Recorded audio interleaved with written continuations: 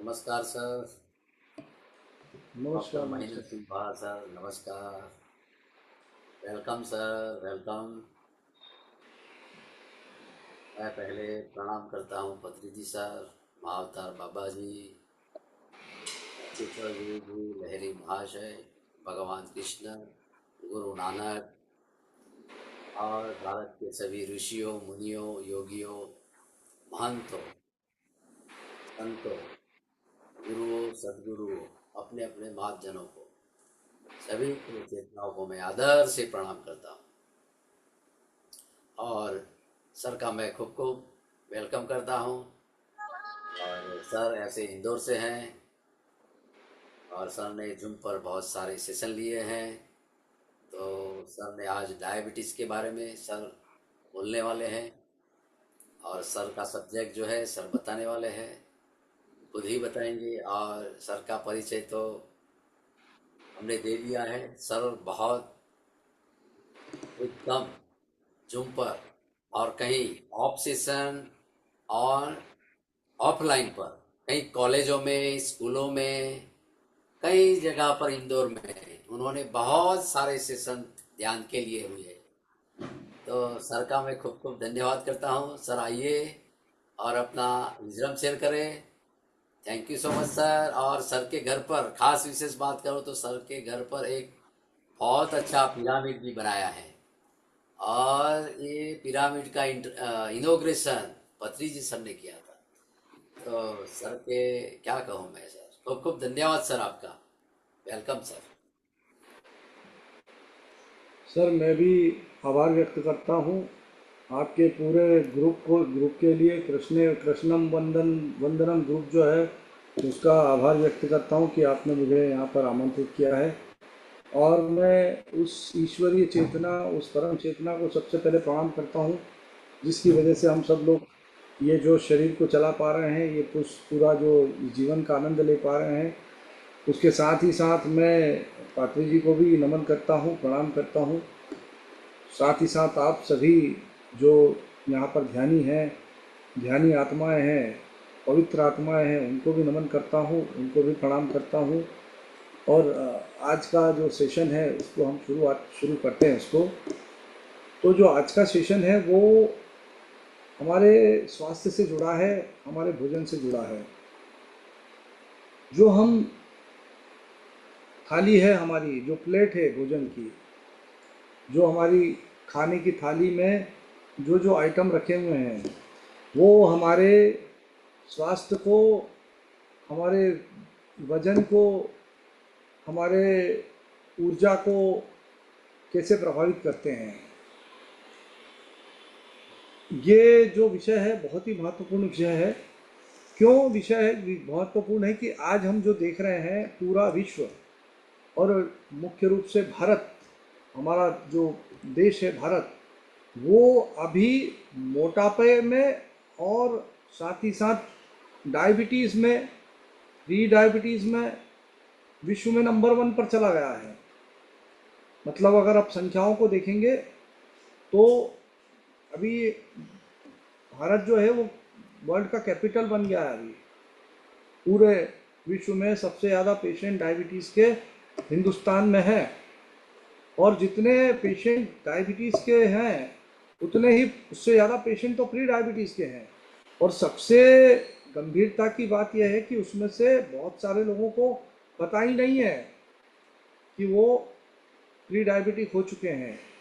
और जितने लोग प्री डायबिटिक स्टेट में हैं, मतलब जो अभी जिनको फुल ब्लोन डायबिटीज़ नहीं हुई है, हर साल उसमें से 1 करोड़ लोग डायबिटीज़ में बदल जाते हैं। वो डायबिटीज़ की बीमारी की तरफ चले जाते हैं। और उसकी वजह से जो हार्ट की डिजीज़ हो रही है, हार्ट डिजीज़, हार्ट अटैक्स आ रहे हैं, या उसकी वजह से जो ब्लड प्रेशर बढ़ रहा है, या उसकी वजह से जो किडनीज़ की प्रॉब्लम हो रही है, किडनी खराब हो रही, किडनी फेलियर हो रहा है, या स्ट्रोक हो रहा है, या आँखों की समस्याएं बढ़ रही है, जो कि जिसके पीछे मूल कारण है डायबिटीज़।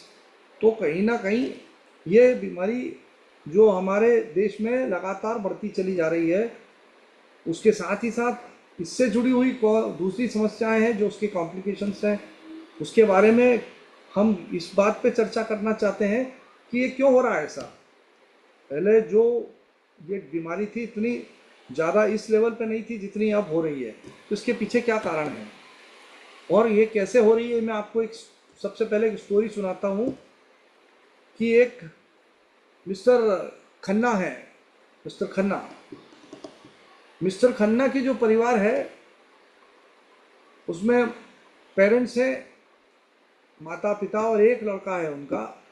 जब उसका जन्म हुआ, जो खन्ना जो है, मिस्टर खन्ना जो है, वो एक बड़ी कंपनी में एक मैनेजर की पोस्ट पर है, वो बड़ी हायर पोस्ट पे है।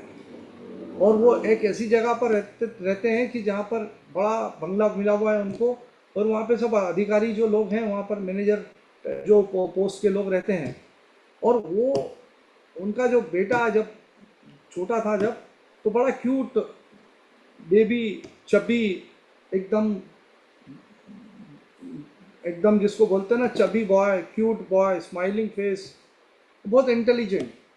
धीरे धीरे वो स्कूल जाना शुरू करता है। स्कूल में भी उसका वो बहुत इंटेलिजेंट रहता है, तो धीरे धीरे पढ़ता जाता है। उसका फिर इंजीनियरिंग में एडमिशन हो जाता है, इंजीनियरिंग कॉलेज में, बेस्ट इंजीनियरिंग कॉलेज में, आईआईटी में उसका एडमिशन होता है। वो आईआईटी से टॉप करता है और उसके बाद में उसको एक अच्छा जॉब मिल जाता है। खन्ना परिवार के लिए बहुत खुशी की बात होती है कि वाह भाई, हमारा जो बेटा है इंजीनियरिंग कर लिया, जॉब भी बढ़िया, एक हाई क्लास उसकी नौकरी मिल जाती है, हाईली पेड जॉब रहता है उसका। अब वो उसको एंजॉय करता है आराम से। अब उसका एक लाइफस्टाइल बनाता है। वो सुबह उठता है 6 बजे, सुबह 6 बजे उठ के घूमने जाता है, वॉक करता है थोड़ा। फिर वहाँ से आता है, घूमने के बाद में जब आता है तो फिर एक कप चाय लेता है, 2-3 बिस्किट कुकीज़ खा लेता है साथ में। कुकीज़ खाने का उसको शौक रहता है, तो 2-3 कुकीज़ खा लेता है। उसके बाद में फिर 9-9:30 बजे उसको ब्रेकफास्ट लगता है, तो ब्रेकफास्ट में 2 पराठे खाता है। 2 पराठे और कुछ सब्जी, थोड़ी बहुत सब्जी साथ में ले लेता है, जो सब्जी तैयार होती है। या भी कभी पोहा खा लेता है, कभी उपमा खा लेता है। और इस तरीके से वो उसका ब्रेकफास्ट हो जाता है, चाय वाय पी लेता है। फिर उसका लंच टाइम होता है। लंच टाइम में फिर वो जो है उसके घर से जो टिफ़िन होता है या फिर कहीं ऑफिस में खाना मिलता है, तो उसमें 3-4 पराठे या रोटी खाता है वो, उसके साथ में सब्जी, थोड़ी दाल लेता है, थोड़ी सब्जी लेता है। और शाम को फिर जब 4-5 बजे वो फिर 2-3 कुकीज़ लेता है और एक चाय पी लेता है। और रात को फिर डिनर में क्या है कि अब जॉब अच्छा है तो पार्टीज भी होती हैं, तो ड्रिंक व्रिंक कर लेता है। और कभी खाना भी है तो डिनर में वही 3-4 रोटी और बढ़िया दूसरी सब्जियां जो है वो खाता है आराम से। और रात को वो थोड़ा बहुत खाना खाने और टीवी देखता है आराम से और सो जाता है। ये उसका रूटीन रहता है। धीरे धीरे वो जो जो युवा रहता है, अब उसके शरीर में परिवर्तन दिखने लगते हैं। साल 6 महीने में उसका जो है, उसको लगता है कि मेरा पेट जो है वो थोड़ा सा बढ़ने लगा है। पेट बाहर निकलने लगता है उसका। जो चर्बी है पेट के आसपास की जो चर्बी है वो बढ़ने लगती है। उसके जो कपड़े जो पहनता था वो कपड़े उसके छोटे होने लगते हैं। वो कपड़े नए उसको सिलवाने पड़ते हैं। और दिनों कुछ साल, एक या 6 महीने के बाद में उसको जब वो चलता है तो थकान महसूस होना शुरू हो जाती है। और जब खाना खाता है उसके बाद नींद आने लगती है उसको। वो सोचता है ठीक है, अच्छा चल रहा है, नींद आ रही है, आलस आ रहा है, ठीक है। तो क्यों उस चीज़ को वो बहुत गहराई से लेता नहीं है। लेकिन ये समस्या धीरे धीरे बढ़ती चली जाती है। बहुत ज़्यादा वीकनेस होने लगती है, वजन बढ़ता चला जाता है, पेट का जो घेरा है वो बढ़ता चला जाता है, कपड़े छोटे होते चले जाते हैं, रात को नींद आती नहीं है, बार रात को यूरिन पास करने जाना पड़ता है बार बार। तब वो फिर मुझे लगता है कि किसी डॉक्टर से कंसल्टेशन ले लिया जाए। तो एक डॉक्टर के पास जाता है, फिजिशियन के पास में। डॉक्टर साहब जो हैं उसको टेस्ट लिखते हैं, कुछ टेस्ट लिखते हैं, रूटीन टेस्ट, उसमें टेस्ट करा लेते हैं। तब शाम को रिपोर्ट लेके जाते हैं। वो अभी सिर्फ 25-26 साल का युवा है, वो ज़्यादा उम्र नहीं थी उसकी। 26 साल का जो युवा है, जो खन्ना जी का बेटा है, वो जब रिपोर्ट लेके जाता है तो डॉक्टर देखते हैं रिपोर्ट, तो बोलते हैं आपकी शुगर तो 300 आ रही है साहब, 300 मिलीग्राम, 300 शुगर बढ़ी हुई है, आपको तो डायबिटीज़ हो गई है। बड़ा शॉक हो जाता है वो।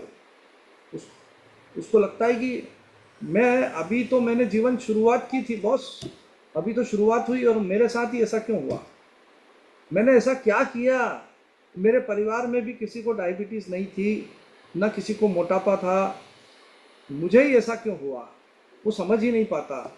इतना इंटेलिजेंट बच्चा, इतना इंटेलिजेंट बॉय, आईआईटीएन टॉपर, और वो एक बीमारी का शिकार हो जाता है जाने अनजाने में, जानकारी के अभाव में।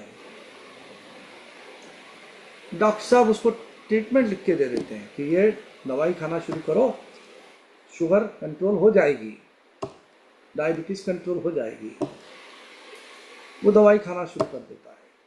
दवाई में एक, जब भी खाना खाता है उसके पहले एक टैबलेट लेना शुरू करता है। सुबह खाना खाता है तो एक टैबलेट, शाम को खाना खाता है तो एक टैबलेट। शुगर तो धीरे धीरे कंट्रोल होने लगती है, लेकिन पेट का घेरा जो है वो बढ़ता चला जाता है, पेट का जो आकार है वो बढ़ता चला जाता है दवाई लेने के बाद भी। और फिर ये 2-3 साल निकल जाते हैं, फिर एक बार उसको चेस्ट पेन होता है। एक बार जब चेस्ट पेन होता है फिर डॉक्टर के पास जाता है, तब उसका फिर ईसीजी होता है, पता चलता है कि ये तो हार्ट अटैक के सिम्टम्स जो है, उसके ईसीजी में जो चेंजेस हैं वो हार्ट अटैक के हैं। उसे भर्ती कर दिया जाता है, वहाँ पे उसकी एंजियोप्लास्टी हो जाती है,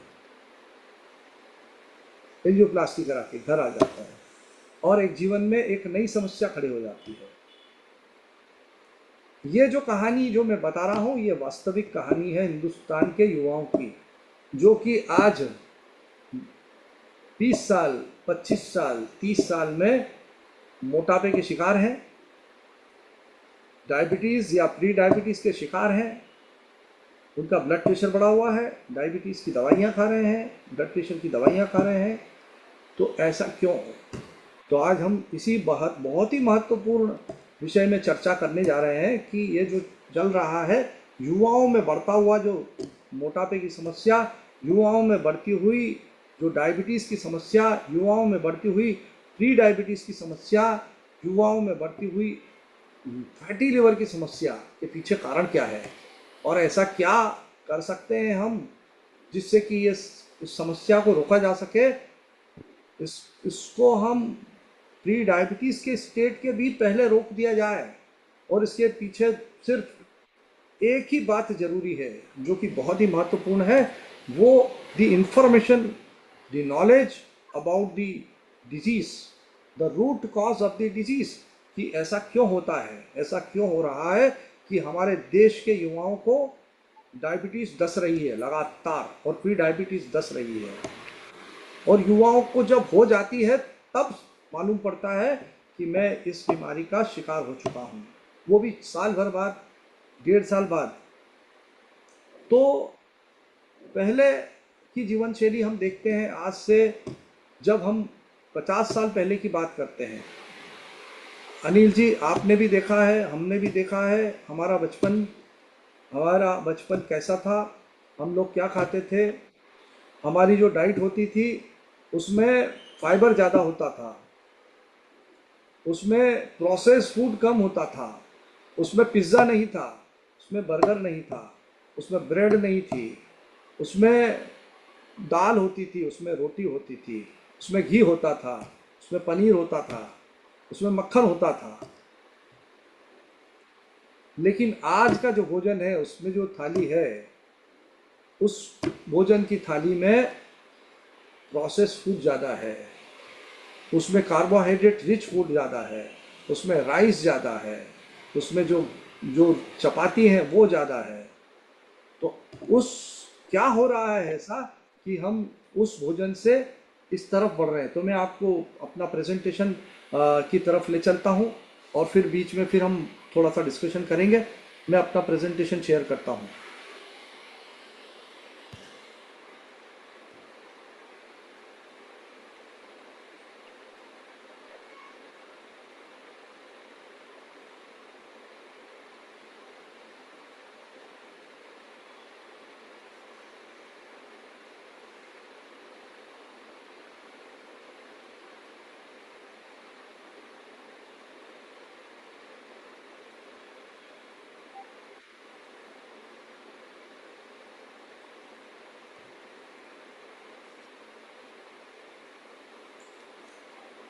तो हम जो मैं बात कर रहा हूँ कि मैं लाइफस्टाइल मेडिसिन पे बात करता हूँ। I am a lifestyle medicine coach also. तो मैंने एक्चुअली लाइफ जो हमारा जो डायबिटीज़ रिवर्सल पे एक हम पूरा एक कोर्स चलाते हैं, तो उसके बारे में ही हम डिस्कस करते हैं आज। कि जैसे ये जो हमारा शरीर है, ये जो हमारा शरीर जो है वो ट्रिलियंस ऑफ सेल्स का बना हुआ है, असंख्य कोशिकाओं का बना हुआ है। ये जो आपको दिख रहा है स्क्रीन पे, स्क्रीन दिख रहा है अनिल जी? यस सर, तो दिख रहा ये है। स्क्रीन जो हमारी जो शरीर है वो जिस तरीके से एक मकान होता है जो कि ईंटों का बना होता है, वैसे ही हमारा शरीर बहुत सारी कोशिकाओं का बना हुआ है। और ये एक कोशिका आपको दिख रही है। इस कोशिका को एनर्जी के लिए रिक्वायरमेंट होती है, एनर्जी रिक्वायरमेंट होता है इसको। तो हम जो भोजन करते हैं उसका काम ही है उसको एनर्जी प्रोवाइड करना है। तो जो हम भोजन करते हैं उसका मेजर जो कंपोनेंट्स होते हैं, जो उनको हम बोलते हैं मैक्रोन्यूट्रिएंट्स। वो मैक्रोन्यूट्रिएंट्स की जब हम बात करते हैं तो उसके अंदर कार्बोहाइड्रेट है, उसके अंदर प्रोटीन है, उसके अंदर फैट है। ये तीन जो न्यूट्रिएंट्स हैं मैक्रोन्यूट्रिएंट्स हैं। मतलब कार्बोहाइड्रेट ऐसे पदार्थ होते हैं, भोज्य पदार्थ, जो कि पाचन के बाद में, डाइजेशन के बाद में वो ग्लूकोज में बदल जाते हैं। और उसके अलावा फैट भी है, प्रोटीन भी है। ये जो तीन पोर्शन जो है वो मैक्रोन्यूट्रिएंट्स है, मतलब ज़्यादा क्वांटिटी में हम भोजन में लेते हैं। जबकि दूसरा पोर्शन होता है वो माइक्रोन्यूट्रिएंट्स का होता है, जो कि हम बहुत छोटी क्वांटिटी में, बहुत कम क्वांटिटी में उसको हम भोजन में लेते हैं, जिसमें कि विटामिन होते हैं, मिनरल्स होते हैं, एंटीऑक्सीडेंट्स होते हैं और फाइटोन्यूट्रिएंट्स होते हैं। तो जो हम जो भोजन करते हैं उसका, भोजन करने का कारण क्या होता है? भोजन करने का जो कारण है, हम भोजन जो करते हैं उसके पीछे दो पर्पस होता है। हमारा जो भोजन है वो हमें ऊर्जा प्रदान करता है, एनर्जी का सोर्स होता है। जो हमारी डेली एक्टिविटी हम जब करते हैं, जब जो भी हम वॉक कर रहे हैं या हम कुछ टाइप कर रहे हैं या मोबाइल पे हम काम कर रहे हैं या हम एक्सरसाइज कर रहे हैं, तो उसके लिए हमें ऊर्जा की आवश्यकता है, एनर्जी की रिक्वायरमेंट है, जो कि हमारे भोजन से हमें प्राप्त होती है। दूसरा, जो हमारे शरीर में छोटी मोटी जो टूट फूट होती है अंदर, जो सेलुलर लेवल पे रीजनरेशन होता है या कहीं कहीं कुछ इंजरीज होती है, उसके लिए रिपेयर जो होता है उसमें प्रोटीन और फैट की आवश्यकता होती है। तो वो भी हमारे भोजन से हमें प्राप्त होता है। तो भोजन करने के दो कारण हैं: energy, source of energy, and it is working as a raw material for the repair and regeneration. अब जो हमारा शरीर जो बना हुआ है 70% पानी का बना है, 15% फैट है, 10% प्रोटीन है और 5% मिनरल है। इसमें अगर आप ध्यान देने की बात यह है कि अगर आप देखेंगे तो हमारे शरीर में ये जो कि कार्बोहाइड्रेट जो है वो कहीं भी कंपोजिशन में नहीं आता है। मतलब जो हम ऐसे जो भोजन में जो आइटम खा रहे हैं, जो कि पाचन के बाद में, पचने के बाद ग्लूकोज में बदल रहे हैं, वो कहीं शरीर के निर्माण में कहीं पे सहायता नहीं करते हैं। मुख्य रूप से 70% पानी है, 15% चर्बी है और 10% प्रोटीन है और 5% मिनरल है। लेकिन जो हम खाना खाते हैं उसके, उसमें जो हमारा जो अर्बन डाइट है, आज की तारीख, आज की बात कर रहा हूँ, उसमें जो हम भोजन कर रहे हैं जिसमें कि 70% कार्बोहाइड्रेट है, मतलब कि ग्रेन्स हैं। जिस जो ग्रेन्स हम खा रहे हैं, किसी भी रूप में खा रहे हैं, हम प्रोसेस फूड के फॉर्म में खा रहे हो तो वो ग्रेन है। और वो ग्रेन जो है वो कार्बोहाइड्रेट का एक फॉर्म है, जो कि डाइजेशन के बाद में ग्लूकोज में बदल रहा है। तो जहाँ पे अगर आप कंपोजिशन की बात करते हैं तो 70% पानी है, वाटर है, 15% फैट है, 10% प्रोटीन है, 5% मिनरल है। लेकिन हमारा जो भोजन है उसमें हम 70% कार्बोहाइड्रेट खा रहे हैं, ग्रेन्स के रूप में, अलग अलग फॉर्म में, प्रोसेस फूड में। तो ये जो प्रपोर्शन है, इस प्रपोर्शन की गड़बड़ है। कार्बोहाइड्रेट भी हमारे लिए, शरीर के लिए बहुत आवश्यक है, लेकिन जहाँ तक संतुलन का सवाल है, जहाँ तक कि प्रपोर्शन का सवाल है, वो प्रपोर्शन में कहाँ पे गड़बड़ है हम उसकी बात करते हैं। ये देखिए जो हमारा भोज थाली है, इस थाली में अगर आप देखेंगे तो इसमें आपको चपाती, पराठा मिलेगा, आपको राइस मिलेगा, आपको गुलाब जामुन मिलेगा, इसमें कुछ वेजिटेबल्स हैं। उसके अलावा दूसरी सब जो आइटम्स हैं उसमें मैक्सिमम अगर आप देखेंगे तो कार्बोहाइड्रेट रिच है वो। उसमें पूरा कार्ब्स है जो कि ग्लूकोज में कन्वर्ट होने वाला है। 70% से ज़्यादा इस थाली में कार्बोहाइड्रेट है, 70%। ये थाली में तो और भरा पड़ा हुआ है। ये पूरे आइटम्स राइस से बने हुए हैं। इसमें कार्बोहाइड्रेट भरपूर मात्रा में है।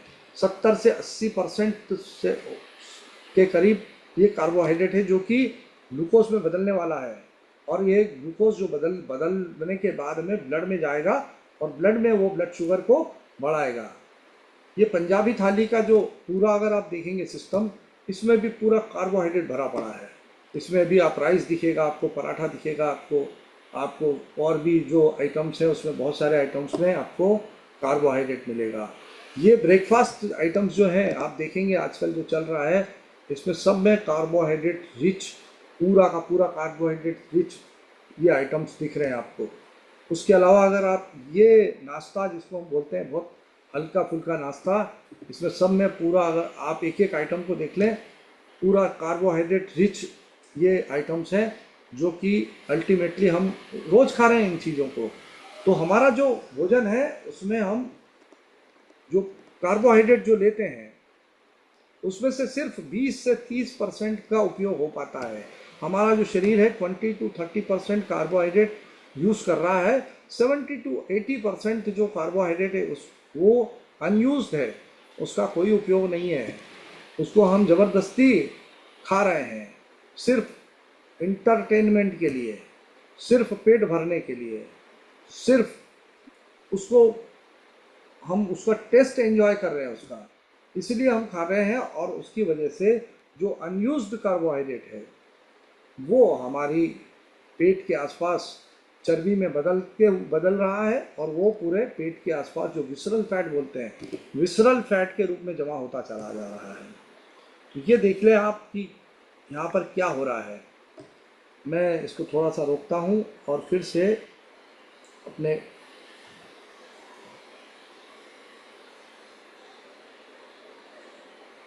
जी, तो ये जो हमारे भोजन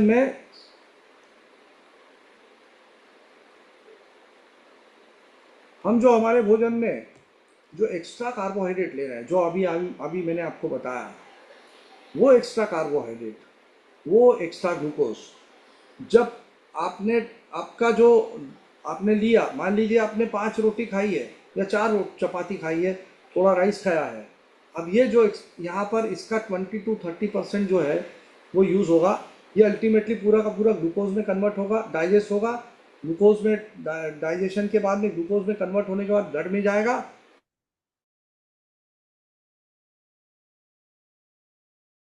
जो टिश्यूज़ हैं वहाँ पर ये फैट में कन्वर्ट हो जाएगा। ये फैट में जब कन्वर्ट होगा तो ये डिपॉजिट होगा आपकी बेली के आसपास में। पहले ये स्टार्ट होगा बेली के आसपास और लीवर में, तो धीरे धीरे लीवर जो है वो फैटी लीवर में कन्वर्ट हो जाएगा और आपका जो पेट का घेरा है वो धीरे धीरे बढ़ता चला जाएगा। हमें लगेगा कि ये तो खाते पीते घर की निशानी है, ये तो रूटीन है, सब लोग का हो रहा है तो मेरा भी हो रहा है, ठीक है चलने दीजिए। लेकिन ये जो एब्डोमिनल फैट है, ये जो विसरल फैट है, ये जो पेट के आसपास जो चर्बी इकट्ठी हो रही है, ये अब धीरे धीरे एक एंडोक्राइनल ग्लैंड में, एक अंतःस्रावी ग्रंथि में बदलना शुरू हो जाती है और यहाँ से कुछ हार्मोन्स निकलना शुरू हो जाते हैं, यहाँ से कुछ साइटोकाइंस और कुछ इन्फ्लेमेटरी मार्कर्स निकलना शुरू हो जाते हैं जो कि आपके शरीर के विभिन्न कोशिकाओं के ऊपर जो ग्लूकोज के रिसेप्टर्स होते हैं उनको ये ब्लॉक करते हैं। उनके ऊपर जो लॉक लगा हुआ है, रिसेप्टर्स लगे हुए हैं, हमारे शरीर की जो कोशिकाएं हैं, इन कोशिकाओं के ऊपर इंसुलिन को काम करने के लिए इंसुलिन रिसेप्टर्स हैं और वो रिसेप्टर्स में जब इन्फ्लेमेशन होता है, इन रिसेप्टर्स में जब सूजन आने लग जाती है, इन रिसेप्टर्स में जब यहाँ से पेट से निकली बढ़ी हुई जो चर्बी है उनसे जो निकलने वाले पदार्थ हैं वो इन रिसेप्टर्स को बंद करना शुरू कर देते हैं, तब आपके जो शरीर में इंसुलिन नाम का जो हार्मोन है उसकी कार्यक्षमता कम होने लगती है और आपका शरीर ज़्यादा मात्रा में इंसुलिन बनाना शुरू कर देता है। इस अवस्था तक आपको कोई डायबिटीज़ नहीं होती है, ना प्री डायबिटीज़ होती है, ना आपका वेट बढ़ना बहुत ज़्यादा बढ़ता है। लेकिन जब धीरे धीरे 6 महीने में, साल भर के बाद में इंसुलिन की मात्रा जब और बढ़ने लगती है तो ये चर्बी जो है और इकट्ठी होना शुरू हो जाती है और उसके बाद में आपके शरीर में ये ग्लूकोज जो है वो और चर्बी में बदलता रहता है, और एक ऐसी अवस्था आ जाती है कि अब आपकी शुगर बॉर्डर लाइन होना शुरू हो जाती है, बॉर्डर लाइन बढ़ना शुरू हो जाती है। फास्टिंग शुगर जो जो कि हम 100 के नीचे होती थी पहले, जब आप टेस्ट कराते थे ब्लड शुगर, तो वो 95 आती थी, 85 आती थी, खाली पेट ब्लड शुगर जो आती थी।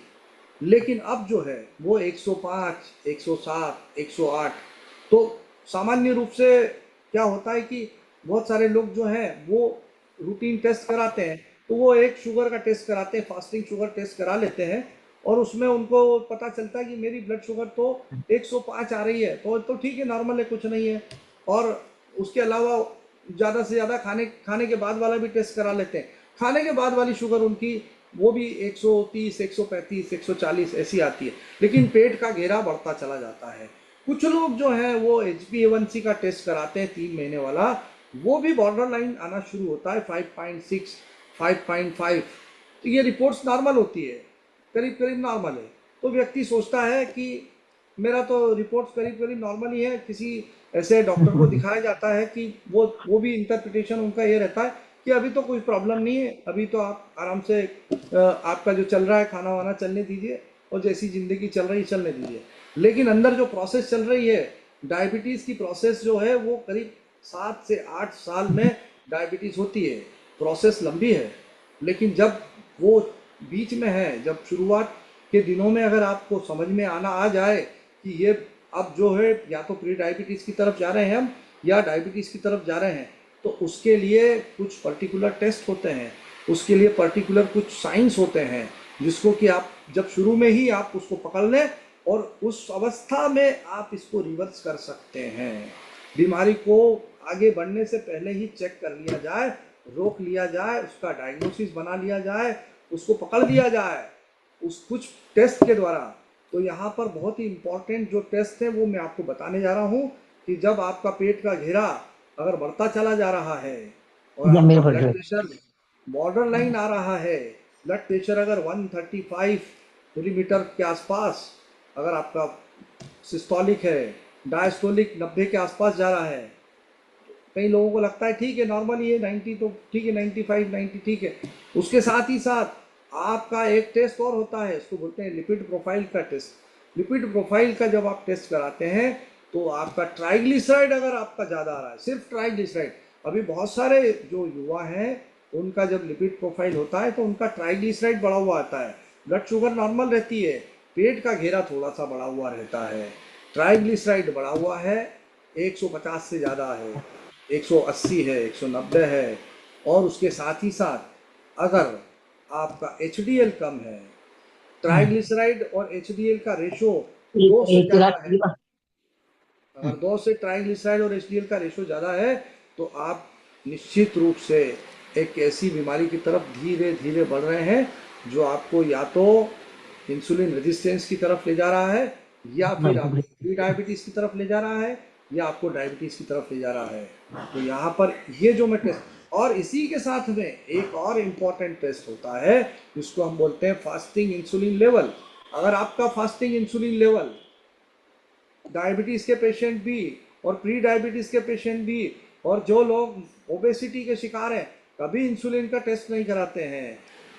आपने अगर इंसुलिन का टेस्ट करा लिया, पहले प्रारंभिक अवस्था में ही आपका वेट बढ़ रहा है, पेट की चर्बी बढ़ रही है, और आपका जो आपके साथ मेरी में बर्थडे में दूसरे फीचर्स, आपका ब्लड प्रेशर बढ़ रहा है, तो आपको एक टेस्ट करा लेना चाहिए, serum fasting insulin level. Fasting insulin level अगर आपका 6 से ऊपर आता है, 6 से ऊपर आता है, तो आप ये मान के चलिए कि आपको इंसुलिन रेजिस्टेंस हो रहा है या होने वाला है। और उसके साथ ही साथ एक एक और कैलकुलेशन होता है, उसको हम बोलते हैं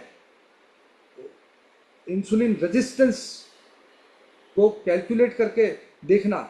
तो इंसुलिन रेजिस्टेंस को कैलकुलेट किया जाता है, और आप उसके लिए आपको फास्टिंग ब्लड शुगर और आपका फास्टिंग इंसुलिन लेवल, अगर ये दोनों टेस्ट आप करा लेते हैं, तो आपको इंसुलिन रेजिस्टेंस आपका पता चल जाता है कि मेरा इंसुलिन रेजिस्टेंस कितना है। अगर वो 2 के ऊपर आता है, 2.0 के ऊपर आता है, तो आप इंसुलिन रेजिस्टेंस के शिकार हो चुके हैं और आपको कई दूसरी समस्याएं या तो आने वाली हैं या आ चुकी हैं।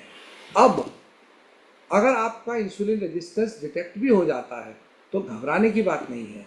अभी तो आपको डायबिटीज़ भी नहीं हुई है, अभी आपको प्री डायबिटीज़ भी नहीं हुई है, अभी आप सिर्फ एक ऐसी प्रोसेस से गुजर रहे हैं जो आपको डायबिटीज़ की तरफ ले जाएगी या प्री डायबिटीज़ की तरफ ले जाएगी। तो मैं अभी आगे अपना प्रेजेंटेशन फिर से दिखाता हूँ आपको और आगे इसको और क्लियर करता हूँ और फिर हम वापस से इसी बात पर चर्चा करते हैं।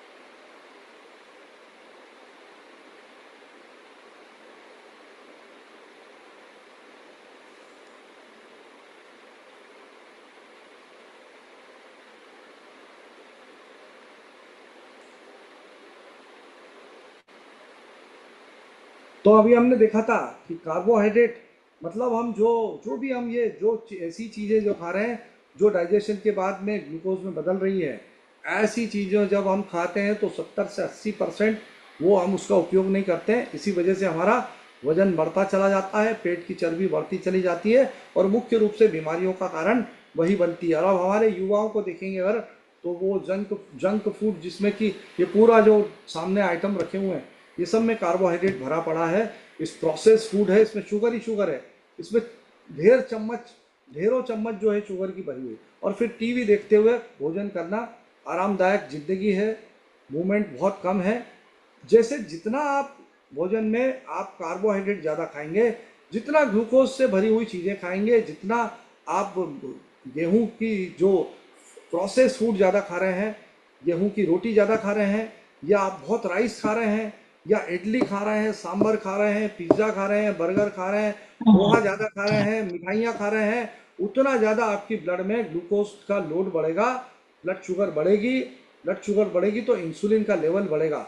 जितनी हमारे शरीर में इंसुलिन शुगर की मात्रा से के बराबर निकलता है। मान लीजिए आपने कुछ ऐसे फूड आइटम्स खाए हैं जिसमें कि बहुत सारी शुगर है, तो वो शुगर की मात्रा ब्लड में बढ़ाएगा, तो इंसुलिन भी उसी प्रोपोर्शन में उतना ही ज़्यादा निकलेगा।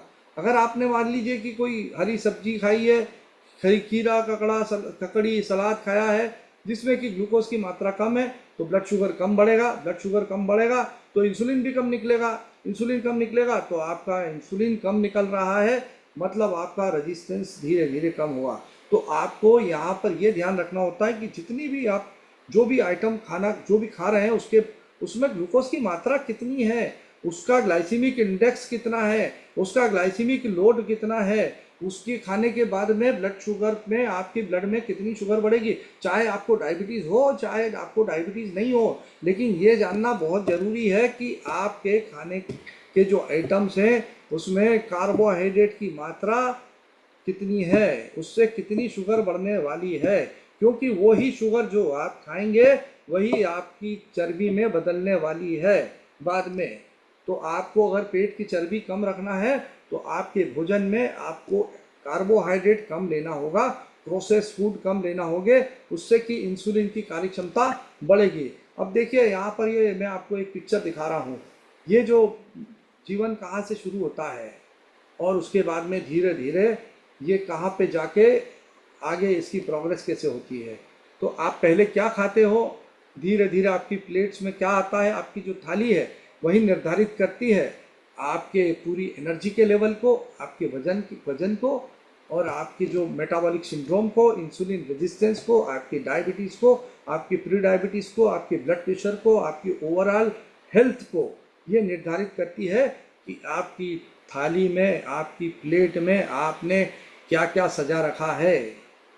आपने उस ज्ञान से, उस विजडम से, उस जानकारी से क्या आप जागरूक हैं कि आप जो खाना खा रहे हैं वो आपके बॉडी के जो सेल्स हैं उनको हील करने वाला है या उनको डैमेज करने वाला है।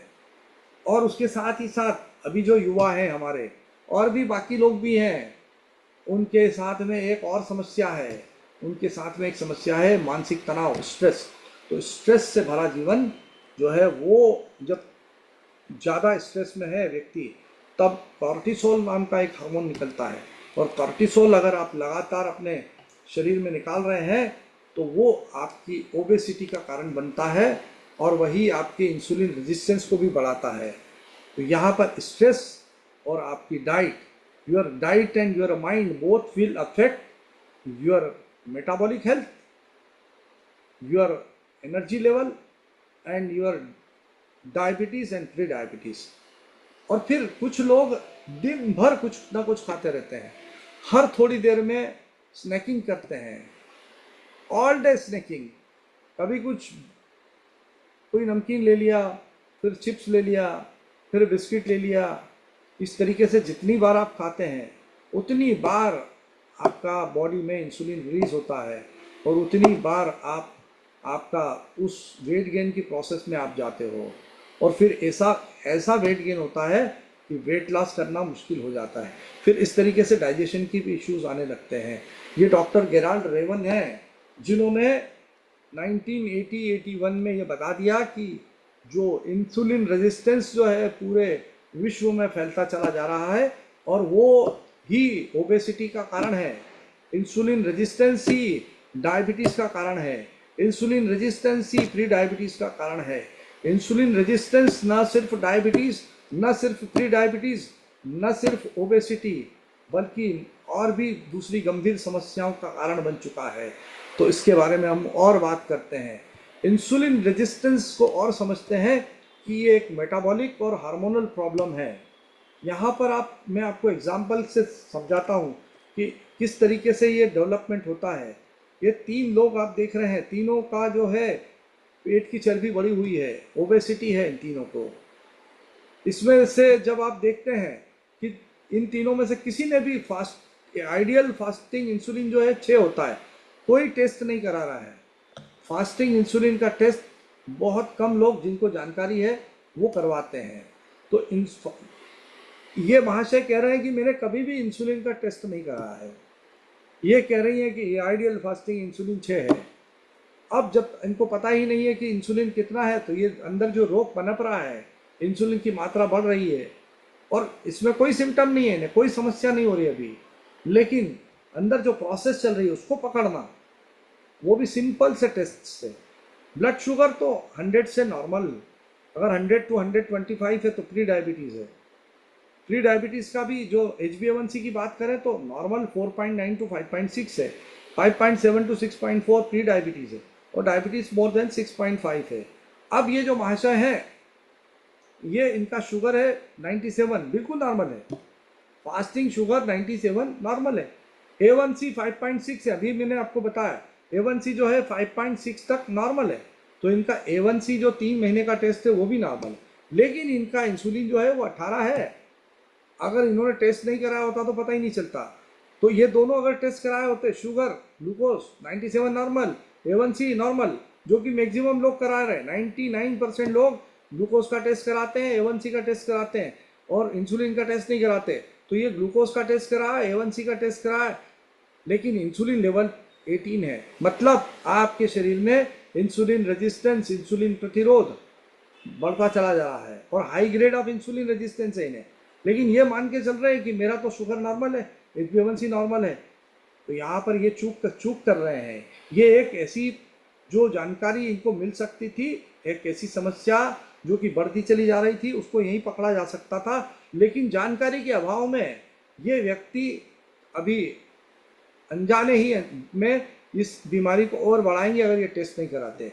एक वेरोनिका है, जो मिस वेरोनिका है, इनका शुगर 107 है, बॉर्डर लाइन है, 125 से कम है, तो डायबिटीज़ तो नहीं है, ये प्री डायबिटीज की रेंज का है। HbA1c 5.7, ये भी प्री डायबिटीज़ की बिल्कुल मुहाने पे है।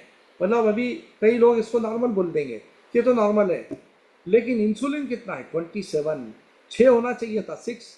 Ideal fasting insulin is 6, fasting insulin is 6, ये होना चाहिए था, लेकिन इनका जो आ रहा है वो 27 आ रहा है।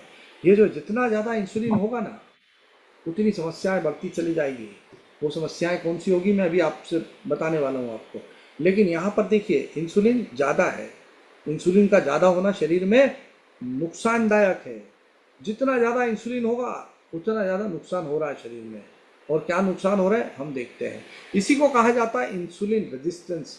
आपका इंसुलिन अगर 6 से ज़्यादा है और आपको, चाहे आपकी ब्लड शुगर नॉर्मल है, आपका A1C बॉर्डर लाइन है, तो आप एक समस्या के शिकार हो चुके हैं, इंसुलिन रेजिस्टेंस। इंसुलिन जो है वो एक ऐसा हार्मोन है जो चाबी की तरह काम करता है। इंसुलिन का काम क्या होता है? इंसुलिन का काम होता है खून में से, ब्लड में से जो ग्लूकोज है उसको सेल्स के अंदर ट्रांसपोर्ट करना। जो हमारी बॉडी में जो सेल्स हैं जिनको कि ग्लूकोज की आवश्यकता है, जिनको कि शुगर की ज़रूरत है, क्यों? क्योंकि उसको ऊर्जा के रूप में उसको यूज़ करना है। तो वो ग्लूकोज जो आपने भोजन जो किया था, जो आपने रोटी खाई थी, आपने चपाती खाई थी, आपने राइस खाया था, वो अब पचने के बाद में वो ग्लूकोज अब चला गया है आपके ब्लड में, और ब्लड में अब हो गया है वो मान लीजिए 200। तो 200 जो मिलीग्राम शुगर है वो अब उसमें से इंसुलिन आता है, पैंक्रियाज इंसुलिन रिलीज करता है। ये इंसुलिन ग्लूकोज को पकड़ता है और कोशिकाओं में धकेलता है। ये कोशिकाओं में धकेलने के लिए एक ताला लगा होता है कोशिकाओं के अंदर। वो ताला खोलने का काम जो है वो इंसुलिन करता है। इंसुलिन एक चाबी की तरह काम करता है। उस ताले की चाबी है इंसुलिन, जो कि कोशिकाओं के ऊपर है, रिसेप्टर्स लगे हुए हैं। तो इंसुलिन उन रिसेप्टर्स को खोलता है। सामान्य रूप से ये इंसुलिन काम करता रहता है, रिसेप्टर खुले हुए रहते हैं, दरवाजे खुले रहते हैं। इंसुलिन आता है, ग्लूकोज को पकड़ता है, कोशिकाओं में धकेलता है, और कोशिकाएं जो है उन ग्लूकोज को एनर्जी में बदल देती हैं और वो यूटिलाइज हो जाता है। लेकिन जब आप बहुत ज़्यादा कार्बोहाइड्रेट खाते हैं, बहुत ज़्यादा पिज़्ज़ा है, बहुत ज़्यादा बर्गर है, बहुत ज़्यादा मिठाइयाँ हैं, बहुत ज़्यादा राइस है, तब वो ज़्यादा ग्लूकोज ब्लड में आने लगता है। जब ज़्यादा ब्लड ग्लूकोज में आता है तो ज़्यादा इंसुलिन निकलता है। ज़्यादा इंसुलिन निकलता है तो ज़्यादा वो ग्लूकोज को पकड़ के कोशिकाओं में धकेलता है, और फिर कोशिकाएं भरती चली जाती है। और उसके बाद में एक लिमिट के बाद कोशिकाएं जो हैं वो अब इस ग्लूकोज को कुछ कहीं कहीं पे चर्बी में बदलना शुरू कर देती है। प्रारंभिक अवस्था में फैट में बदलती है, और वो जो है फैट इकट्ठा होना शुरू हो जाता है। फैट सेल्स में फैट इकट्ठा होना शुरू हो जाता है, लीवर में फैट इकट्ठा होना शुरू हो जाता है, हार्ट के आसपास फैट इकट्ठा होना शुरू हो जाता है। हमारी जो आते हैं उनके पास में फैट इकट्ठा होना शुरू हो जाता है। हमारी जो जो किडनीज है उसके आसपास फैट डिपॉजिट होना शुरू हो जाता है। हमारे पैंक्रियास के आसपास फैट डिपॉजिट होता है।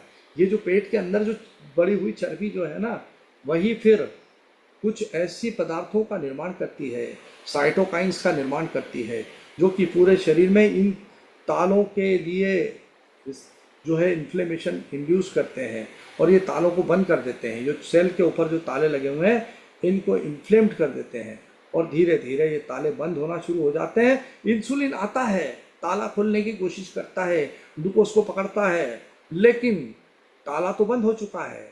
इसलिए ब्लड में ग्लूकोज की मात्रा बढ़ती चली जाती है, और थोड़े दिनों बाद में व्यक्ति जब प्री डायबिटीज़ होता है फिर धीरे धीरे वो डायबिटीज़ की तरफ चला जाता है। फिर उसकी शुगर 300, 350, 400 हो जाती है।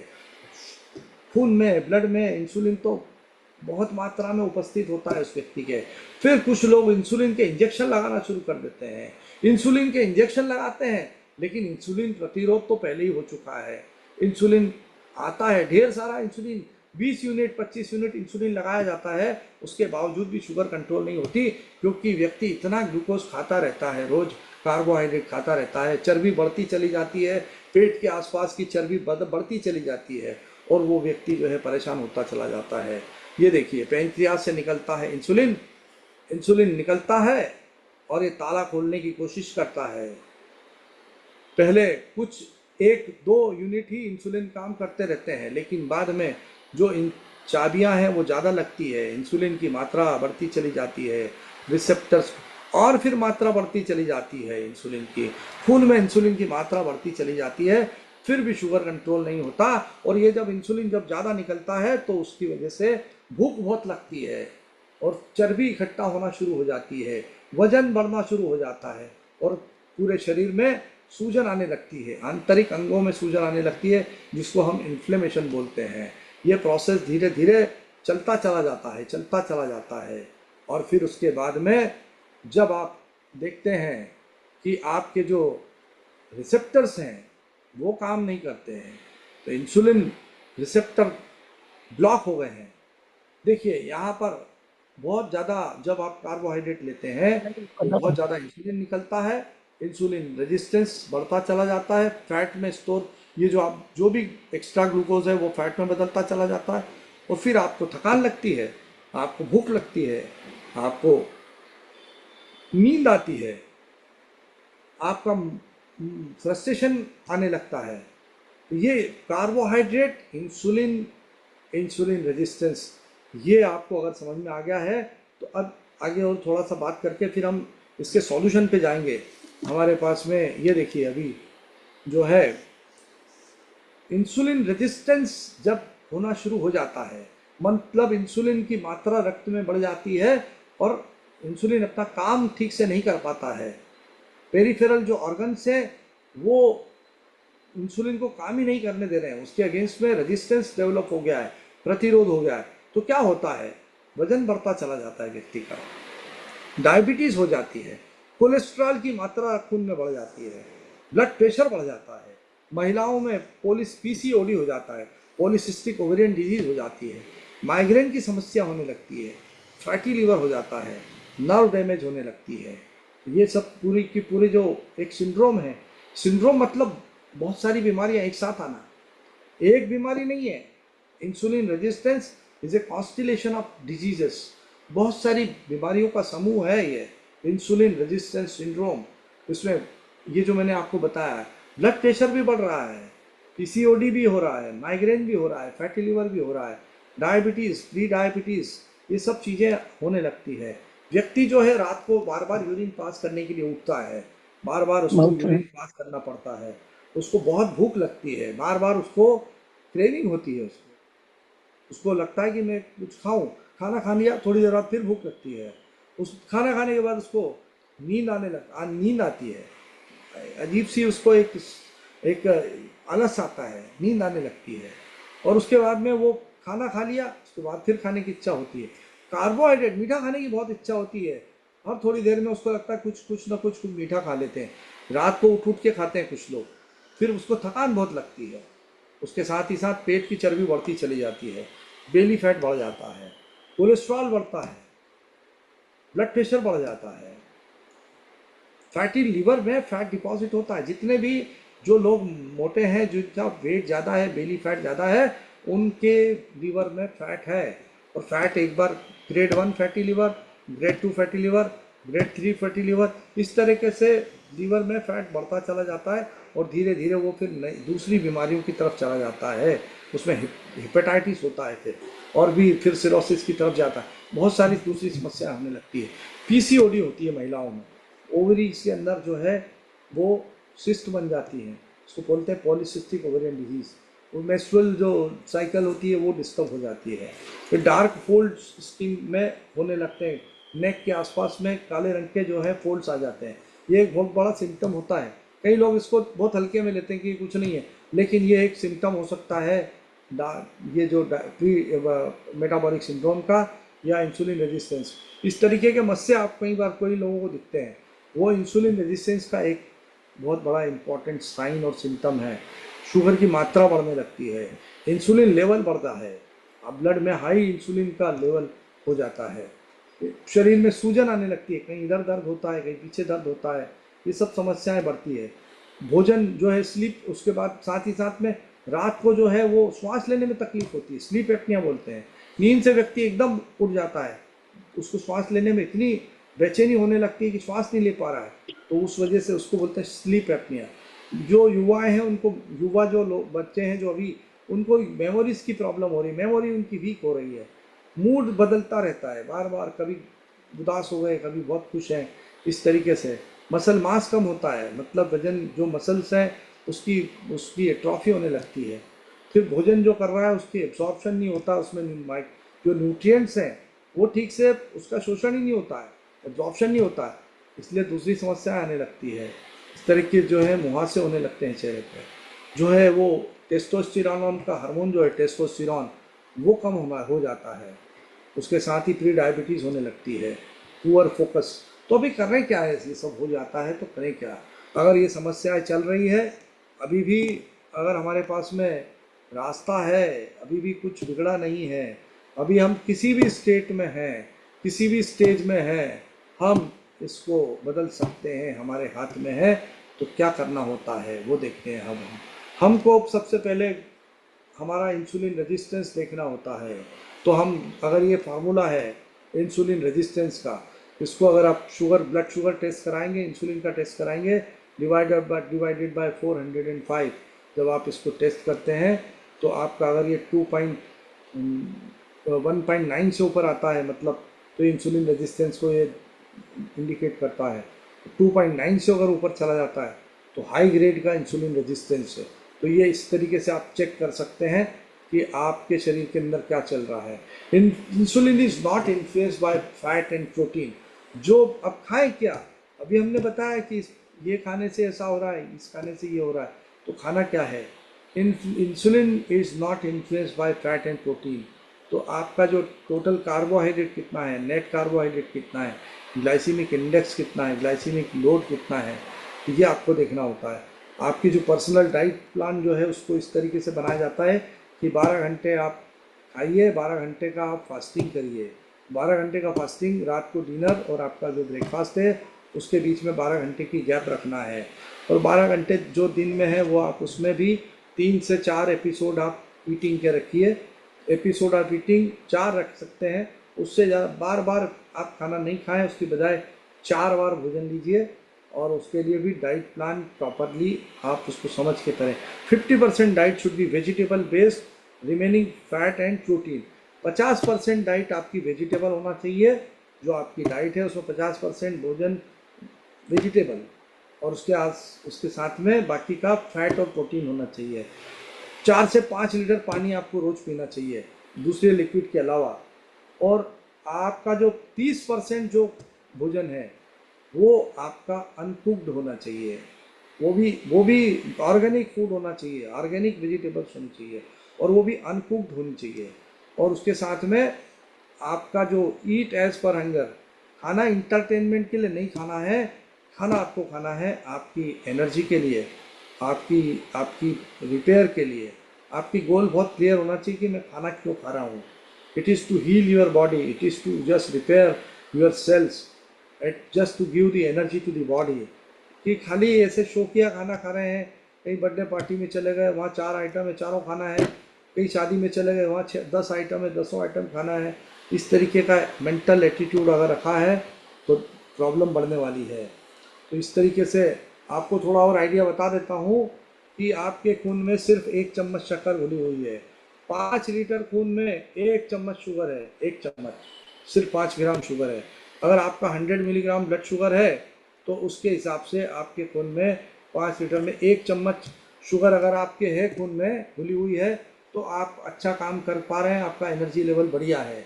लेकिन अगर हम बात करते हैं जब एक slice, 1 slice of bread, single slice, एक स्लाइस की बात कर रहा हूँ ब्रेड के, 15 ग्राम उसमें कार्बोहाइड्रेट है। 3 चम्मच अम्मा शक्कर है, बड़ी। 3 चम्मच, 3 चम्मच शक्कर है एक स्लाइस, 1 स्लाइस ऑफ ब्रेड में। चाहे वो वाइट ब्रेड हो उसमें और ज़्यादा है। अगर आप देखेंगे एक इडली, उसमें 3 चम्मच शक्कर है एक इडली में। अगर वो 25 ग्राम की इडली है तो कम से कम उसमें कार्बोहाइड्रेट भरा पड़ा हुआ है, 3 चम्मच शुगर है, 3 चम्मच। कौन सी छोटी स्पून की बात कर रहा हूँ, छोटी चम्मच। अगर आपके एक प्लेट राइस खा रहे हैं आप, 1 प्लेट आप कुक्ड राइस, तो उसमें 9 चम्मच शक्कर है, करीब 9 चम्मच, छोटी चम्मच। तो अगर आप, कई लोग तो मैंने देखा है कि चावल खा लेते हैं पूरा प्लेट भर के और फिर चाय बाद में पीते हैं फीकी। तो आप देख लीजिए कि जो आपके भोजन के जो आइटम्स हैं, फूड आइटम्स हैं, उसमें अंदर हिडन जो शुगर है, जो आपको बाहर से नहीं दिख रही है। बहुत सारे फूड आइटम्स जो मीठे नहीं है, इडली मीठी नहीं है, ब्रेड मीठी नहीं है, राइस मीठा नहीं है, फिर भी उसमें 3 चम्मच है एक स्लाइस में। राइस में 9 चम्मच शुगर है एक बड़ी प्लेट में। तो हम थोड़ा सा समझ लें, बासमती राइस में 150 ग्राम का जो प्लेट है उसमें करीब 10 चम्मच शक्कर है। एक आलू 150 ग्राम का जो आलू है उसमें करीब 9 चम्मच शक्कर है। एक आलू बाबा अगर जी। आपने खा लिया 9 चम्मच है। फ्रेंच फ्राइड जो है एक 150 ग्राम 7 चम्मच शक्कर है। अगर आप साबूदाने की खिचड़ी खिचड़ी जिसको आप बहुत हल्का समझते हैं करीब 7 चम्मच शक्कर है 180 ग्राम में। अगर आप स्वीट कॉर्न खाते हैं 80 ग्राम में 4 चम्मच है। अगर आप केला खा रहे हैं 6 चम्मच है 120 ग्राम। एप्पल में सिर्फ 2 हैं, 120 ग्राम का एप्पल है, सिर्फ 2 चम्मच शक्कर है। ब्रोकली में शुगर बिल्कुल नहीं है। अगर मैं अंडे की बात इसलिए नहीं करूँगा कि हम सब वेजिटेरियंस हैं, इसलिए इसमें भी शुगर नहीं है, लेकिन खाना नहीं। फिर उसके बाद में इस कोका कोला की जो केन है 10 चम्मच शक्कर है। इस वाले छोटे वाले केक 1 केन ऑफ कोक 10 चम्मच, मामूली बात नहीं है। एक कोक ये हमारे जो यूथ हैं ये तो आराम से पीते हैं अभी, और बहुत आराम से, कभी 2 बार पी लिया 3 बार पी लिया। 10-10 चम्मच शक्कर पेट। आपको मैं बता दूं कि जो वाइट राइस का तो बता दिया मैंने आपको, और कौन सा है जो कॉर्नफ्लेक्स है, कुछ लोग कॉर्नफ्लेक्स को ब्रेकफास्ट में लेते हैं, तो सिर्फ 30 ग्राम का कॉर्नफ्लेक्स अगर आप खाते हैं, सर्विंग साइज, ये सब पूरा साइंटिफिक है आपके सामने जो बता रहा हूँ, उसमें करीब 8 चम्मच शक्कर है 30 ग्राम में। आप सोच सकते बाबा हैं जी। कि 8 चम्मच कॉर्नफ्लेक्स, लोग बहुत सारे डायबिटीज़ के पेशेंट, बहुत सारे जो जो ओबेसिटी के शिकार हैं, वो भी कॉर्नफ्लेक्स को बहुत हल्का समझ के खा लेते हैं। तो इस तरह की जानकारी आपके पास जब होती है तब आप इससे बच पाते हैं, नहीं तो ये समस्या सीधे बढ़ती चली जाती है। हमारे पास में बहुत सारे जो इस तरह के प्रेजेंटेशंस हैं, और भी बहुत गहरे, अगर हम समझते हैं इसको तो और भी कई चीज़ें हैं। तो लेकिन मैं आज इसको यहीं रोकता हूँ, थोड़ा सा मैं आपसे बात करता हूँ। अभी जो भी अगर आप नमस्कार। कर रहे हैं उसमें 80% जो डाइट का रोल है, 20% एक्सरसाइज का रोल है। कुछ लोग ऐसा भी करते हैं कि, मैं इसको थोड़ा सा स्टॉप करता हूँ।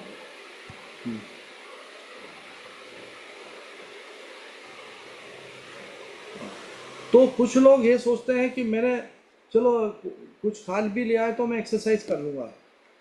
तो एक्सरसाइज करने से आपका जो डाइट का कंपेंसेशन पॉसिबल नहीं है, इस बात को बहुत क्लियरली समझ लें आप। जब तक आप डाइट में चेंज नहीं करेंगे, जब तक आप एक फिक्स ग्लाइसीमिक लोड कैलकुलेट करके एक डाइट प्लान को फिक्स नहीं करेंगे, एपिसोड ऑफ ईटिंग नहीं करेंगे, तब तक आपका वेट, आपकी ओबेसिटी, आपका फैटी लिवर, आपका जो बाकी की समस्या है डायबिटीज़ और प्री डायबिटीज़, उसमें परिवर्तन कम होगा। और सिर्फ दवाइयों के बस दम पे बहुत मुश्किल काम है कि आप ये परिवर्तन ला पाएँ, क्योंकि root cause of the disease जो है, जो ये मैंने आपको पूरा एक्सप्लेन किया, पूरे विश्व में महामारी की तरफ फैलती हुई बीमारी है ये। और इसका रूट कॉज है हमारी लाइफस्टाइल, हमारी जीवन शैली, उसमें डाइट, उसमें सेडेंट्री लाइफस्टाइल, उसमें मेंटल स्ट्रेस, उसमें माइक्रोन्यूट्रिएंट की डिफिशियंसी, और उसके साथ ही साथ quality of sleep, breakdown of circadian rhythm.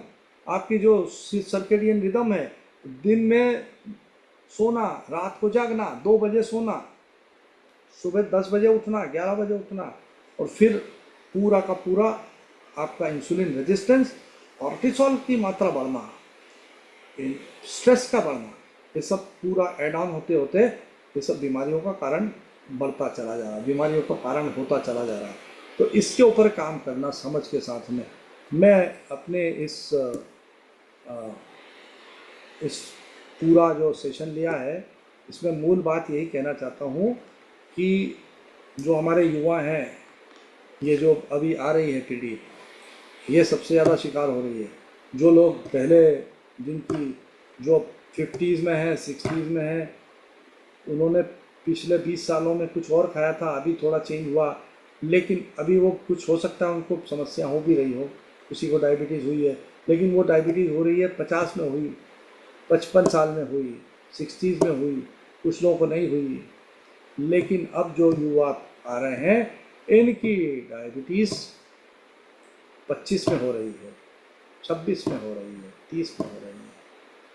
तो हमारी जिम्मेदारी है, हम मेडिटेशन कर रहे हैं, मेडिटेशन करना बहुत ज़रूरी है, लेकिन मेडिटेशन इस बात के लिए भी किया जाए कि मैं क्या खा रहा हूँ, मेरे मेंटल लेवल पे, सबकॉन्शियस पे डाइट की भी प्रोग्रामिंग हो। हम सबको रोटी अच्छी लग रही है, हम सबको चावल ही अच्छे लग रहे हैं, उसी की क्रेविंग हो रही है, क्योंकि already we are programmed for the process food. Biscuit के लिए प्रोग्राम्ड है, कुकीज़ के लिए प्रोग्राम्ड है, हम पोहे के लिए प्रोग्राम्ड है, हम रोटी, गेहूं की रोटी चाहिए हमको, सबको हमको राइस चाहिए, हमको इडली चाहिए, सांभर चाहिए, हमको डोसा चाहिए, और हम समझ रहे हैं कि ये हल्का है। हमारा ब्रेकफास्ट चेक करें हम क्या खा रहे हैं, हमारी जो लंच है उसमें क्या खा रहे हैं, हमारा डिनर है उसमें क्या खा रहे हैं। इसमें सबसे इम्पोर्टेंट है, राइस खाने के लिए मना नहीं कर रहे हैं, गेहूँ रोटी खाने के लिए मना नहीं कर रहे हैं, लेकिन प्रोपोर्शन क्या है। प्रोपोर्शन मैंने अभी आपको बताया, आपका जो थाली है, आपकी जो प्लेट है, उसमें हाफ ऑफ दी जो प्लेट है वो वेजिटेबल से भरी होनी चाहिए, उसमें 30% अनकुक्ड होना चाहिए। उसके अलावा जो क्वार्टर प्लेट बची है, क्वार्टर में आपका होना चाहिए प्रोटीन और फैट, और बाकी का जो 25% है वो 25% आपका रोटी चावल, उसमें भी आप आटा जो है उसको थोड़ी मॉडिफाई करें, और जो राइस खा रहे हैं उसका भी ग्लाइसीमिक लोड कम करें, उसमें वेजिटेबल्स डालें, उसको पुलाव बनाएं, उसमें थोड़ा सा दाल मिलाएं, उसको उसका उसके अंदर कॉम्प्लेक्सिटी क्रिएट करें, जिससे कि आप उसका ग्लाइसीमिक लोड कम कर पाएँ। उसमें थोड़ा घी डाल दें, जिससे कि आपका जो ग्लाइसीमिक लोड कम हो, एब्जॉर्प्शन धीरे धीरे होगा। जो रोटी खा रहे हैं, रोटी के आटे में भी चेंज करना होगा। उस रोटी में पूरा प्योर अगर गेहूं है तो फिर डेफिनेटली उसका ग्लाइसीमिक लोड ज़्यादा होगा, तो उसमें भी चेंज करना होगा। तो ये सब चीज़ों पे जब आप काम करेंगे तो निश्चित रूप से आपको फ़ायदा मिलेगा। मैं अपनी वाणी को यहीं विराम देता हूँ, और एक बार फिर धन्यवाद करता हूँ, एक बार फिर धन्यवाद। प्रणाम करता हूँ आप सभी को। आप जितने भी यहाँ पर इस चर्चा को सुन रहे हैं, ध्यानी आत्माएं, उन सबको प्रणाम करता हूँ, नमस्कार करता हूँ, और एक बार आभार व्यक्त करता हूँ अनिल जी का, जिन्होंने मुझे फिर से यहाँ मौका दिया, अपने विचारों को व्यक्त करने का, एक सेवा करने का मौका दिया है। आप सभी को प्रणाम, आप सभी को धन्यवाद। बहुत बहुत धन्यवाद। जी सर, प्रणाम सर। बस सर, क्योंकि जी सर। ये पूरा आपने डायबिटीज और जो हमको खाने की दिनचर्या जो बताई आपने, वेरी गुड। क्योंकि हम डिस्पेंसरी में जाते हैं और 500 रुपया का केस निकालते हैं और डायबिटीज की दवा लेके आ जाते हैं, लेकिन इतना नहीं समझाया जाता कि भाई ये है, ये करो, ये करो। तो कितना अच्छा आपने सेशन दिया है सर, फ्री में। ऐसा तो आपका खूब खूब धन्यवाद अदा करते हैं सर, ऐसे सेवा करने का। और ऐसा आपने ये सेवा करके बहुत, कई लोगों का ये सेशन सुनने के बाद कई लोगों की बीमारी चली भी जाएगी, ऐसा मेरा भी मानना है सर। तो ठीक थैंक यू मानना सो है मच। आपका, बिल्कुल ठीक मान रहे हैं। बिल्कुल सर। और इसका जिसका क्वेश्चन है ये 10 मिनट में कर देते हैं, बाद में जी सर ध्यान। बिल्कुल बिल्कुल बिल्कुल सर। कोई क्वेश्चन है तो कर लीजिए, सर को पूछ लीजिए।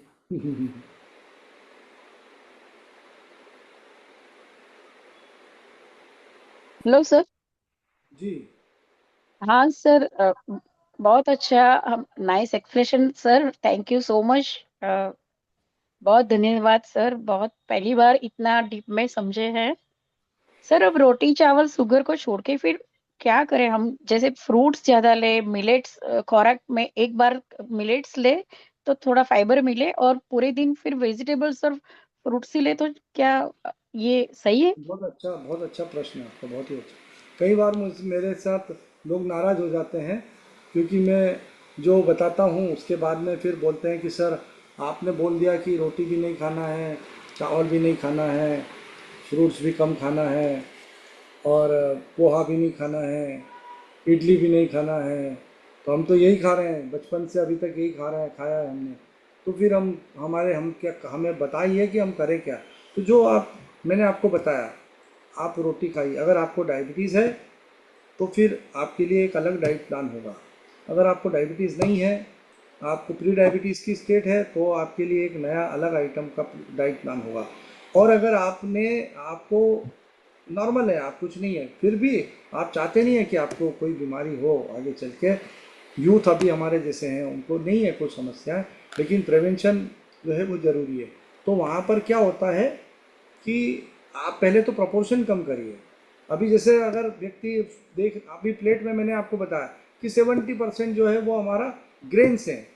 तो ग्रेन्स हम्म। मतलब या तो वो गेहूं है, या वो चावल है, या कोई ज्वार है, या मक्का हो सकता है। कुछ लोग क्या करते हैं कि उसको मल्टीग्रेन आटा यूज़ करते हैं। अब मल्टीग्रेन हाँ में क्या सर। होता है, हाँ मल्टीग्रेन, उनको लगता है मल्टीग्रेन आटा मतलब कि जादू की छड़ी है, जिसमें गेहूं ज्वार होगा, जिसमें मक्का होगा, जिसमें थोड़ा चना होगा, उसमें बाजरा होगा। लेकिन ये सब ग्रेन्स ही हैं। इनका ये हम्म। सब सब सिस्टर्स हैं आपस में, एक दूसरे की बहनें हैं ये। इन सब की क्वालिटी एक ही है। इसमें अगर आपने ज्वार रखा है तो ज्वार का ग्लाइसीमिक इंडेक्स, उसमें 5% का फर्क है, सिर्फ ओनली 5%। सही। हम्म। राइस का और ज़्यादा है, राइस का 75 है। तो तो क्या होता है कि फिर मक्का तो और ज़्यादा है, मक्का का और ज़्यादा है। तो मक्का भी मिला लिया आपने, तो उससे कोई फर्क नहीं पड़ता है। आप जब जो भी आप रोटी बना रहे हैं, उस आटे में, आपको मैं ऐसा फॉर्मूला बता रहा हूँ, उस आटे के अंदर आपको पहले चना मिलाना है थोड़ा। चना, चने ओके। का जो आटा होता है चना जो है वो हम्म। ग्रेन नहीं है, भुना हुआ चना, उसको भुना हुआ मिक्स नहीं ही है, कर ले। काला चना। अच्छा, काला काला चना। चना पिसवाना है आपको, फाइबर हम्म। के साथ में। फाइबर चाहिए, हाँ। छिलके के साथ हम्म। में, छिलके के हम्म। साथ में पिसा है। थोड़ा सा सोयाबीन डालना है उसमें। हम्म। प्रोपोर्शन चेंज होगा, किसको कितनी ज़रूरत है, प्रोपोर्शन चेंज होगा, ठीक है ना।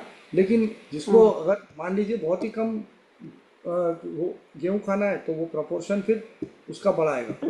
फिर उसमें आपको राजगीरा डालना है, हम्म। ठीक है।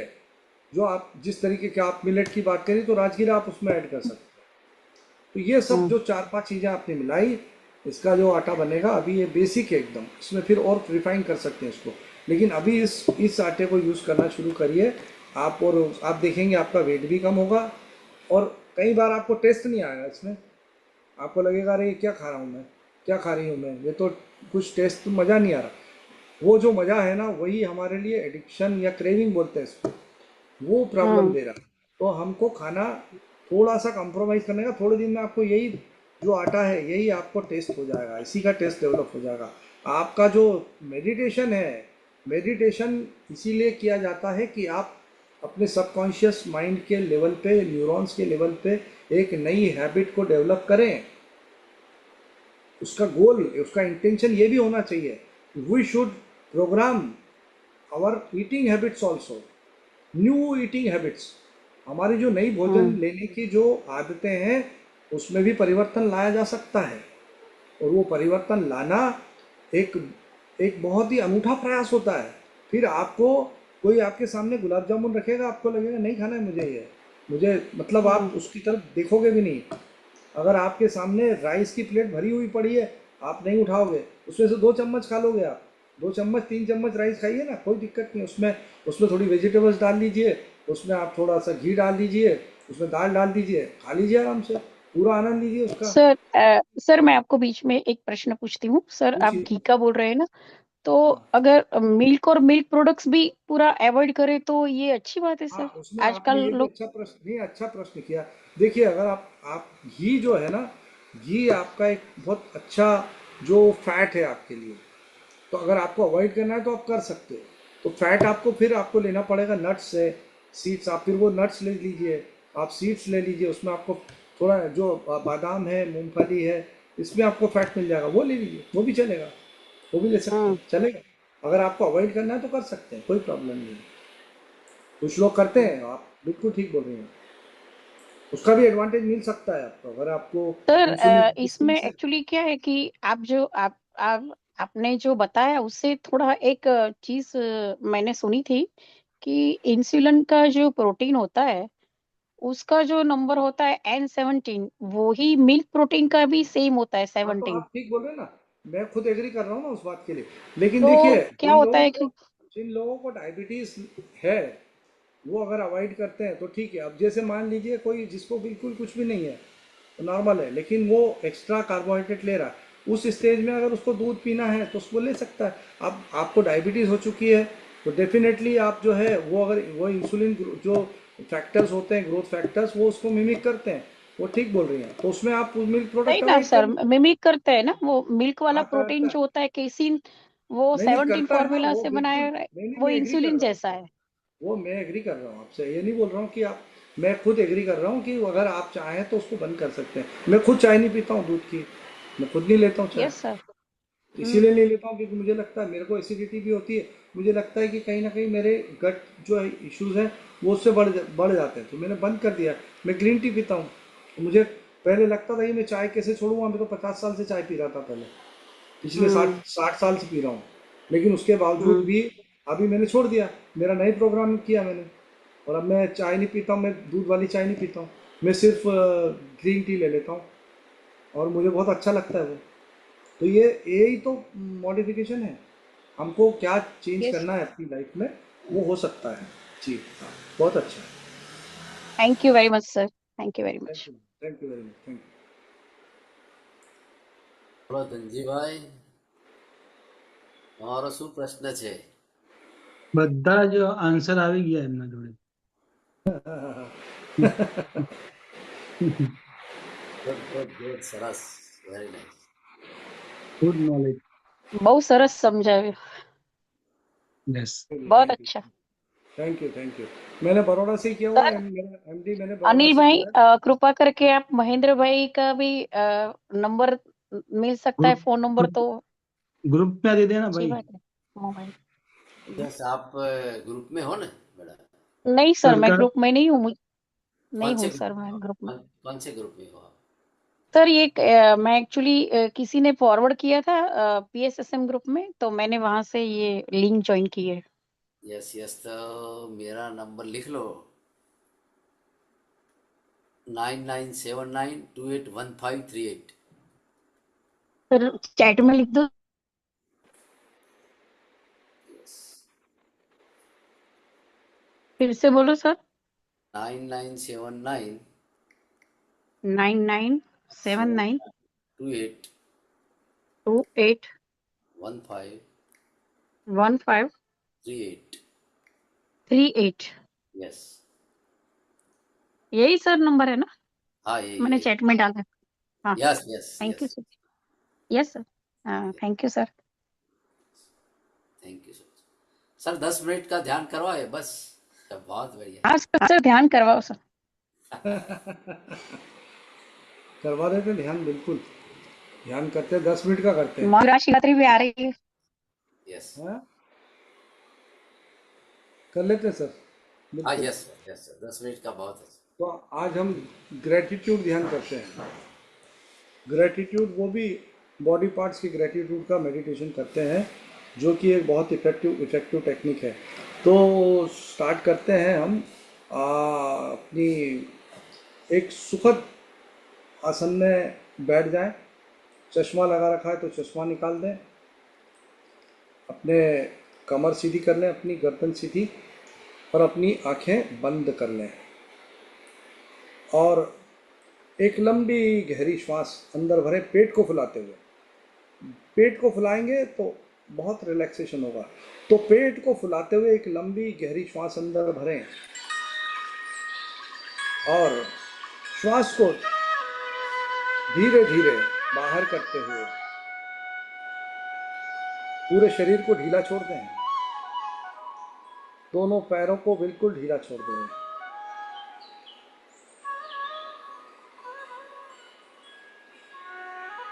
एक और लंबी गहरी श्वास अंदर भरें, पेट को फुलाते हुए,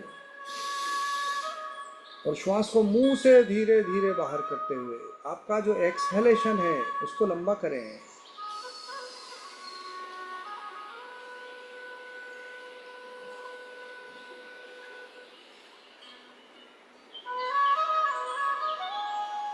दोनों पैरों को बिल्कुल ढीला छोड़ दें। पूरी जागरूकता अपनी दोनों पैरों की मांसपेशियों पर। थोड़ा कॉन्ट्रैक्ट करें और ढीला छोड़ दें। Your thigh muscles, the muscles of your thigh, muscles of your the knee joint, the calf muscles, पैर की पिंडलियों की मांसपेशियां शिथिल, थोड़ा कॉन्ट्रैक्ट करें और ढीला छोड़ दें। पैर के पंजे, पैर की एड़ी, दोनों एड़ियां शिथिल, कॉन्ट्रैक्ट करें और ढीला छोड़ दें। पैरों के, दोनों पैरों के अंगूठे और पैरों की चारों उंगलियां शिथिल,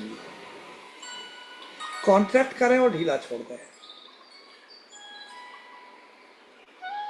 एक और लंबी गहरी श्वास अंदर भरें पेट को फुलाते हुए, और अब दोनों हाथों की मुट्ठियों को बंद करें, कॉन्ट्रैक्ट करें और बिल्कुल ढीला छोड़ दें श्वास को बाहर छोड़ते हुए। Relax your both the arms and four arms and your thumb and your fingers and your palms. दोनों हाथ बिल्कुल शिथिल, relax.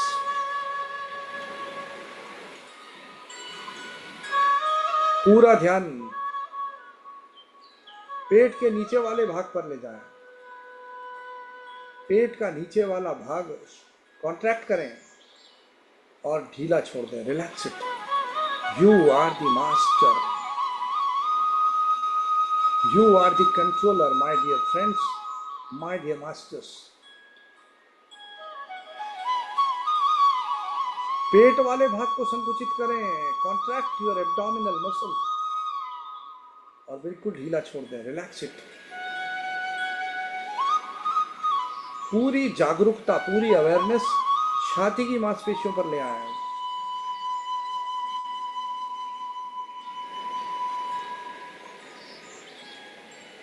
The muscles of your chest are relaxing.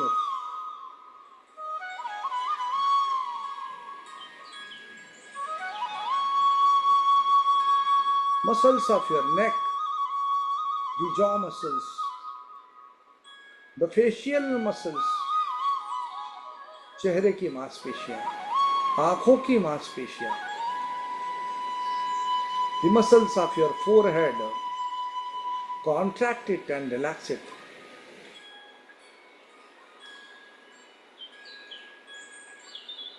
Bring your attention to your back muscles, the lower back, contract it and relax.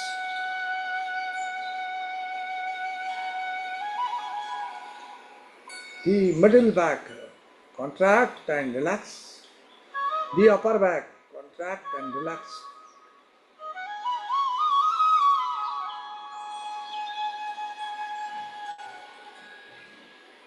एक बार फिर लंबी गहरी श्वास अंदर भरें पेट को फुलाते हुए, और मुंह से श्वास को बाहर करते हुए धीरे धीरे पूरे शरीर को और गहरी शिथिलता में उतार दें।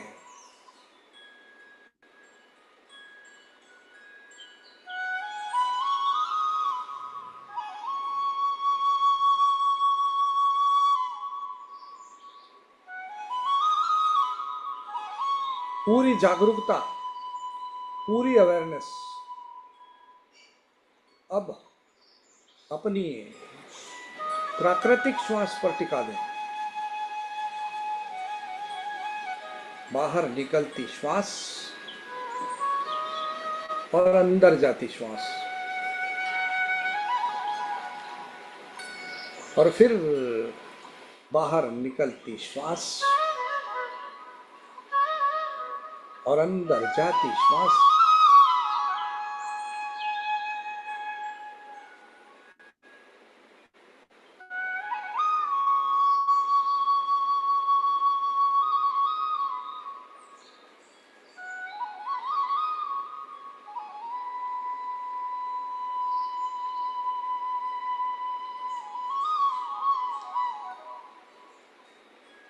रिवर्स रिवर्स काउंटिंग करेंगे from 10 to 1.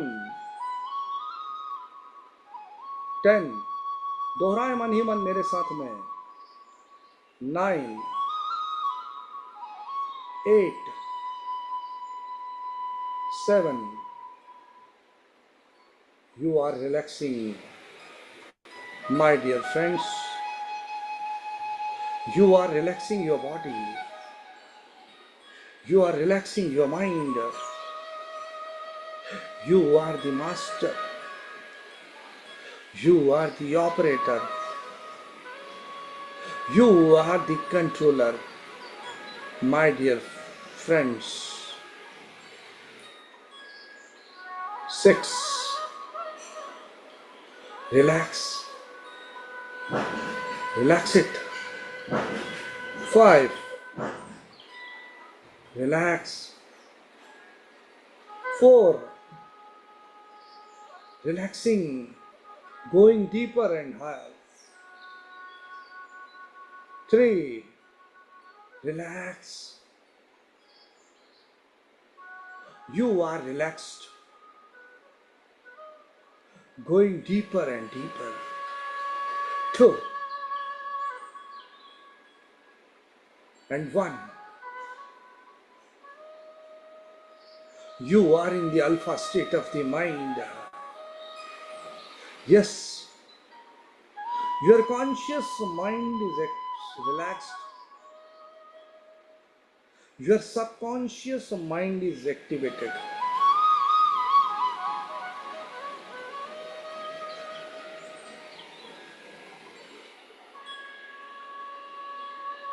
Ask a simple question.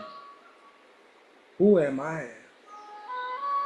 कौन हूं मैं? पूछिए अपने आप से. यस, कौन हूं मैं? Yes, you are not your mind. You are not the body, you are not the intellect, but even you are not the birth, you are not the death.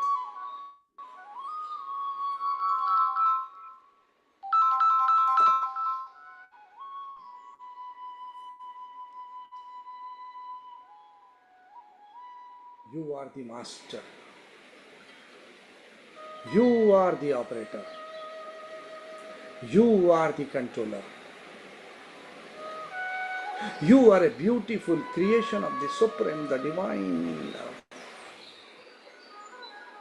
Yes,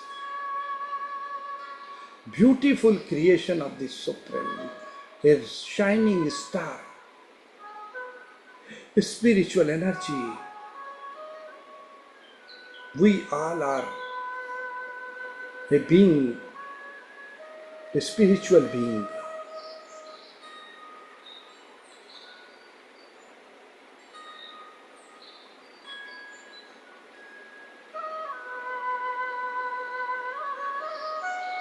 I am a being of peace. You are a being of peace. I am a being of love. You are a being of love. You are a being of knowledge.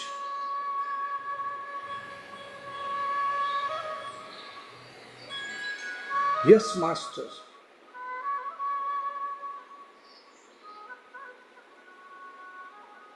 I am a being of peace,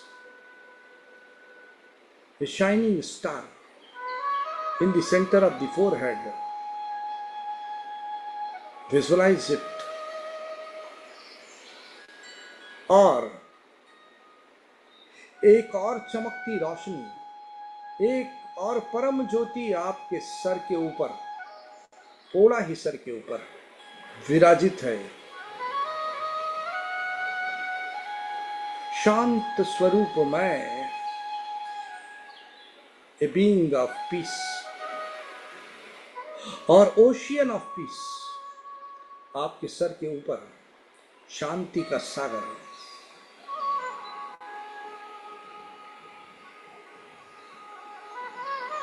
और शांति के स्पंदन, शांति के vibration, शांति की किरणें, शांति के ऊर्जा पूरे शरीर में प्रवाहित। Every cell of my body, every cell is nourished by this, the vibrations of peace. Yes, Masters.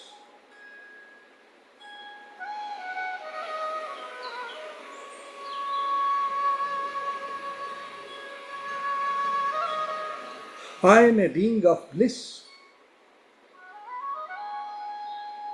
and the ocean of bliss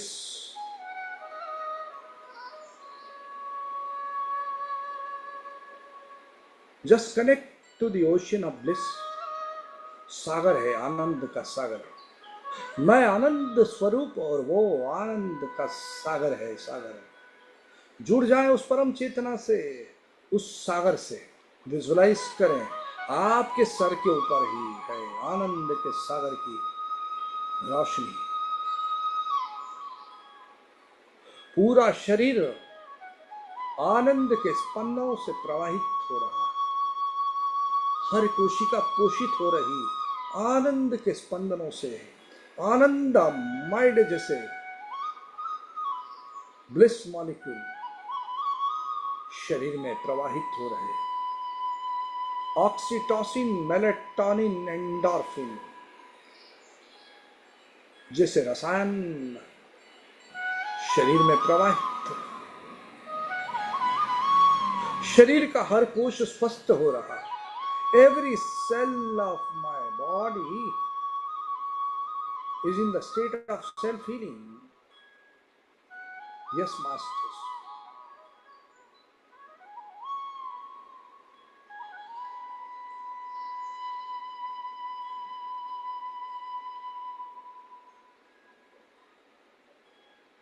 Counting करेंगे from 1 to 5 and we will be out of this state. 1, 2. We are coming out of this state gradually. 3, 4, and 5.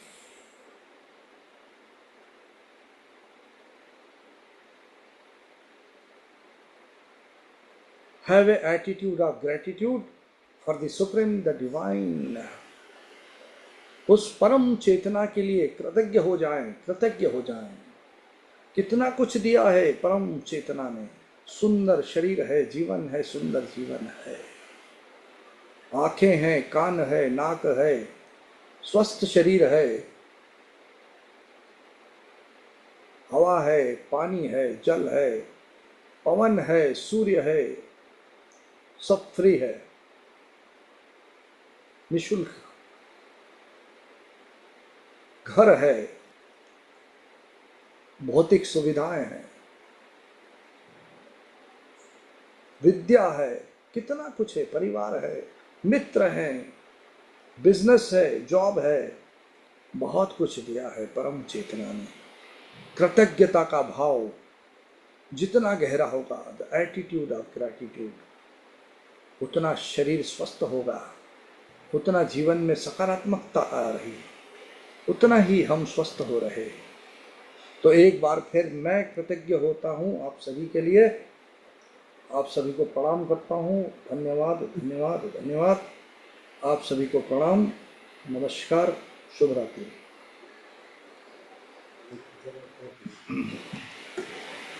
का ध्यान पहरे में चला गया था, नींद भी आंखें भी नहीं खोल पाता था ऐसा। क्या बात है, thank you so much sir, आपका खूब खूब धन्यवाद है। और ऐसे आते रहिए और अपना विजन शेयर करते रहे सर। तो मैं आपका खूब खूब धन्यवाद अदा करता हूँ। यहाँ जुड़े हुए सभी ज्ञानी मित्रों का मेरा खूब खूब धन्यवाद है। आपको और भी प्रणाम। स्थापन करते हैं, सबका मंगल हो, सबका मंगल हो, सबका मंगल हो। जी सर, हरिओम प्रणाम सर, तत्सत। प्रणाम, धन्यवाद धन्यवाद जी सर, हरिओम तत्सत। हरिओम बहुत बहुत धन्यवाद, प्रणाम सर। तत्सत। हाँ बेटा। हम्म।